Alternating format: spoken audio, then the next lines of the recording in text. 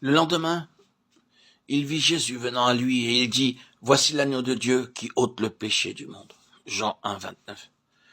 Jésus leur dit, « Je suis le pain de vie. Celui qui vient à moi n'aura jamais faim, et celui qui croit en moi n'aura jamais soif. » Jean 6, 35. Jésus leur dit, en vérité, je vous le dis, si vous ne mangez la chair du Fils de l'homme, et si vous ne buvez son sang, vous n'avez point la vie en vous-même. Jean 6, 53.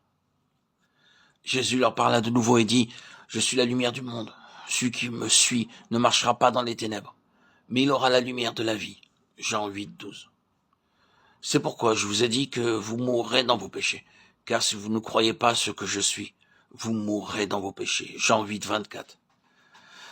Jésus donc leur dit, « Quand vous aurez élevé le Fils de l'homme, alors vous connaîtrez ce que je suis, et que je ne fais rien de moi-même, mais que je parle selon ce que le Père m'a enseigné. » Jean 8, 28. Jésus lui dit, « Je suis le chemin, la vérité et la vie. Nul ne vient au Père que par moi. » Jean 14, 6.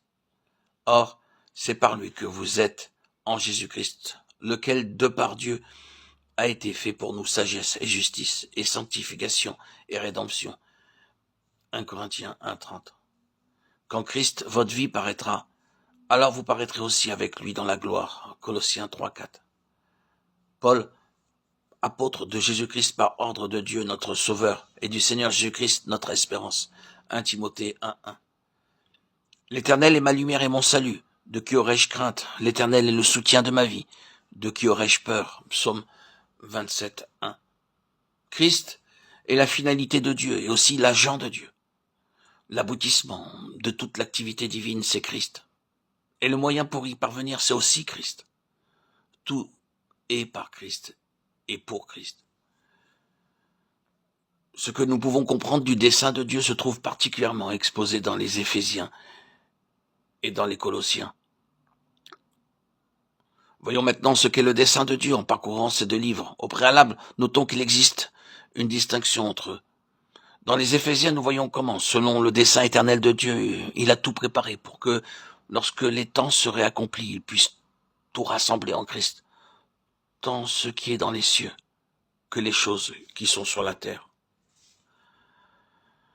D'autre part, nous voyons dans les Colossiens que non seulement Dieu donne à Christ la première place en toutes choses, mais encore bien plus, que Christ doit être tout en tous.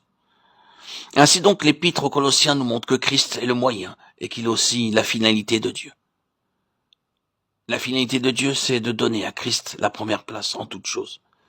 Afin d'atteindre ce but, Dieu doit obtenir que Christ soit tout. C'est seulement en étant tout et en se trouvant en toutes choses que Christ pourra rassembler à lui-même tout ce qui est dans le ciel et sur la terre.